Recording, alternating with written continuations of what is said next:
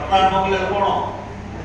ഇതെല്ലാം കടമകൾ കടന്നു പോകണം. 1 ലക്ഷം രൂപയുടെ സാധനത്തിൽ കളക്ടറുണ്ട്, 1 ലക്ഷം രൂപയുടെ സാധനത്തിൽ കളക്ടറുണ്ട്. എന്ത് ബുദ്ധിമുട്ട് അനുഭവിച്ചിട്ടുണ്ടെന്ന് അറിയാമോ? അപ്പൊ നമ്മൾ മനസ്സിലാക്കേണ്ടത് 30,000 ആണെങ്കിലും 50,000 ആണെങ്കിലും എത്ര രൂപയാണെങ്കിലും ബുദ്ധിമുട്ടുണ്ട്. ഒരു തെങ്ങ് കയറ്റക്കാരൻ വലിയ സംഭവമൊന്നുമല്ല. അതിനേക്കാൾ ജനിക്കുമ്പോ ഒരു IAS കാരനാട്ടോ തെങ്ങ് കയറ്റക്കാരനായിട്ടല്ലോ അവരുടെ തലച്ചോറ് പ്രവർത്തിക്കുന്നു. കളക്ടറേക്കാൾ കൂടുതൽ കിട്ടാത്തൊരു സാധനം